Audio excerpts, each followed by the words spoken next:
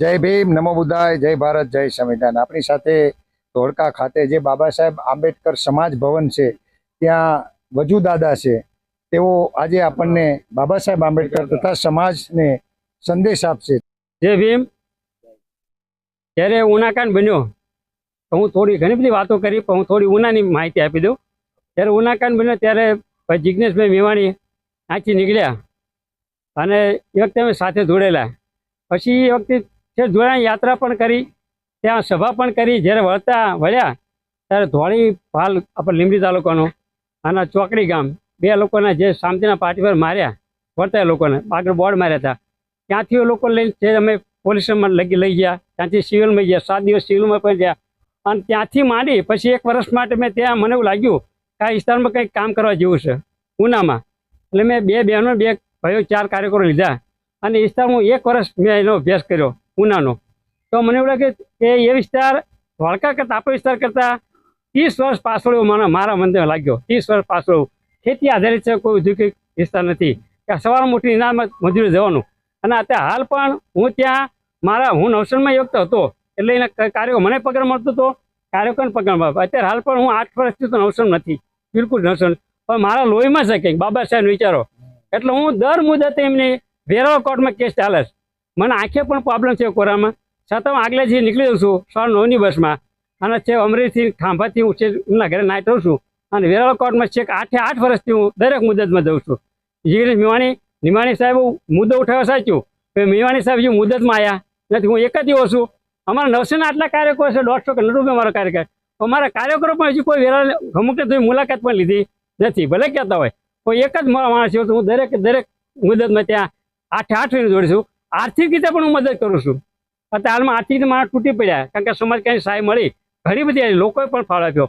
તો એ લોકો છે ને ખેતીમાં લાગ્યા, દવાખાના પૈસા ગયા, અત્યારે આર્થિક મુશ્કેલીમાં છે। હમણાં કાલે મેં ફોન કર્યો એમને, અત્યારે મગફળી બધી છે કામ કરે છે, એટલે હું આર્થિક પણ મદદ કરું છું। અને અત્યારે હાલમાં હમણાં પાછું એમના 11 વર્ષ પૂરા થયા, 10 વર્ષ, એ નિમિત્તે હમણાં પ્રોગ્રામ કર્યો અમદાવાદમાં વિકુલમાં, એ પણ પ્રોગ્રામ હું ઉજવેલો। અહીંથી મારી ગાડી લઈ બાળમાં જઈ અને બાલુભાઈ મારા ઘરે નાઇટ હતા, અહીંથી લઈ લીધો, બીજા જે પણ નાઇટ રાખ્યા, અહીં મુલાકાત કરવાની સમજવાની। સવાર મેં કોઈ મરણ થઈ ગયો, સર વહેલા જતા રહ્યા। એટલે હાલમાં પણ હું એ કામમાં જઉં છું, એ મારો અંગત છે। હું કંઈ સંસ્થા નથી કોઈને, પણ હું સમાજનો છું એટલે સમાજ તરીકે હું લડું છું ગમે ત્યાં। અત્યારે હાલ ગમે ત્યાં બનાવ બને હું પહેલો જઉં છું, એ મારા લોહીમાં એટલો છું। બાબા સાહેબ વિચારું છું, હું બહુ ધર્મ અંગીકાર નથી કર્યો, હું છેલ્લે મારા મળતા પણ બહુ ધર્મ અંગીકાર કરી મારી ઈચ્છા છે। હું મરું પણ હિન્દુ તરીકે નહીં મરું, એ મારો અભિનંદન। બસ હું આ શબ્દો સાંભળવા ઈચ્છતો હતો કે મારો સમાજ શીલવાન સમાજ બને અને એ ધાર્મિક પરિવર્તન કરે। બાબા સાહેબ આંબેડકરે કહ્યું હતું કે તમે સામાજિક ક્રાંતિ કરો અને સામાજિક ક્રાંતિ કર્યા પછી તમે ધાર્મિક ક્રાંતિ કરો અને સામાજિક ધાર્મિક ક્રાંતિ કર્યા પછી રાજનીતિક ક્રાંતિ કરો। જ્યારે સુરનગરમાં અમે એક વિડીયો પણ સર્વે કર્યું 97 સાલમાં, ભાઈ નટુ મારા 30-32 કાર્યકરો હતા કે માંડવામાં કેટલા પૈસા આપણા માણસો નાખ્યા, એનું પણ અમે સર્વે કર્યું। સુરનગર જિલ્લાનું કેટલા જણા માંડવા, કેટલા આમાં પૈસા જાય તો 2 કરોડ રૂપિયા દર વર્ષે માંડવામાં નાખે છે। માંડવામાં આવું તમે સર્વે કર્યું? સાચા આંકડા છે? સાચા આંકડા। તો 2 લાખ રૂપિયા અમે કીધું ભાઈ શિક્ષણમાં વાપરો તો આનું પરિવર્તન આવશે। માંડવો કોઈ માતા એવી આજની, હું નથી માનતો, હું માંડવ નતો, માતા નથી માનતો, પણ હજુ હાલમાં જે ભણેલા ગણ્યા માણસો જે પહેલા માનતા તેવા તો સમજ્યા, પણ ગણેલા ગણા પોલીસ વાળા છે, શિક્ષકો છે, એ માંડવા હોપારા નાખે। બોલો, સાચી વાત છે, દુઃખ બોલે છે હાલ। અને આપણે તો એટલા માંડવા થયા, ધોળકામાં પણ સાહેબ થયા, ભલે અમે આટલું બાબા સાહેબ મોટું ભવન બનાવ્યું, પણ ધોળકામાં પણ માંડવા નાખે। એટલે એને બહુ દુઃખ કહેવાય કે ખરેખર આ કોઈ માતાએ આપણને હાથ પકડ્યો નથી, બરોબર? હું ના પાડું છું કે ભાઈ માતા આ છોડી દો, કોઈ આપણે હાથ પકડે। પહેલા આપણે શિક્ષણ આપ્યું, પહેલો કાયદો ભાઈ ભણાવો, દલિતોને ભણાવો।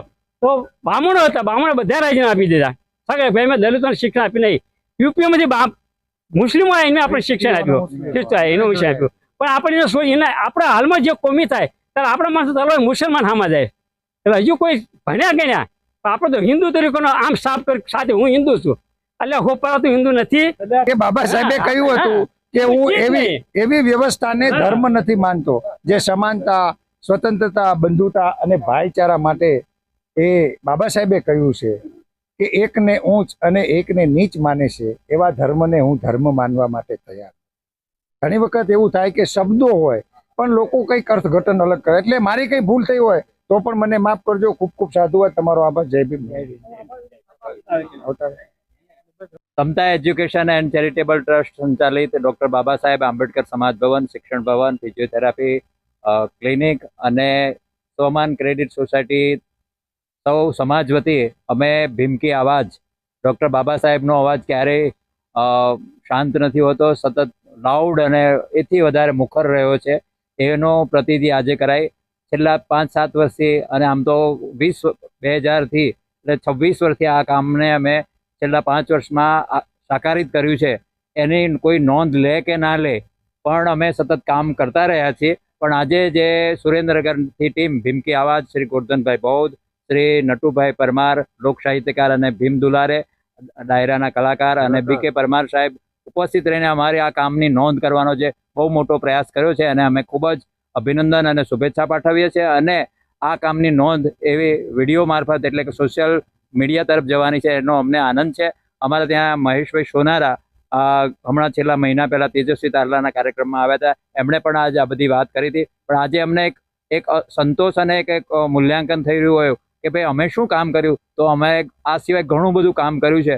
પણ આવી સજ્જતા પણ કેળવવી જોઈએ કે જે શ્રદ્ધાંજલિ કાર્યક્રમ કરીએ છીએ એ સામાજિક સેતુ બનાવવાનો અને લોકોના સમાજના દુઃખો સાથે સહાનુભૂતિ કેળવવાના એવા નાના નાના ઘણા સમતા સંકલ્પ શિબિરો જે કરી ગયા વર્ષે 14 એપ્રિલે, એવા ઘણા બધા કાર્યક્રમો નાના નાના, પણ એનાથી એક ચોક્કસ સમાજને એક બળ પૂરું પડ્યું છે. અમને મોટી પ્રેરણા મળી છે. પણ આજે તમે ગોરધનભાઈ બૌદ્ધ, નટુભાઈ અને BK પરમાર સાહેબે આવીને અમારી હૂંફને સધિયારો પૂરો પાડ્યો છે અને અમને એક ફીડબેક મળ્યું છે. એનામાં આનંદ વ્યક્ત કરી અને આભાર વ્યક્ત કરે છે. જય ભીમ, નમો બુદ્ધાય. આપનો ખૂબ ખૂબ આભાર.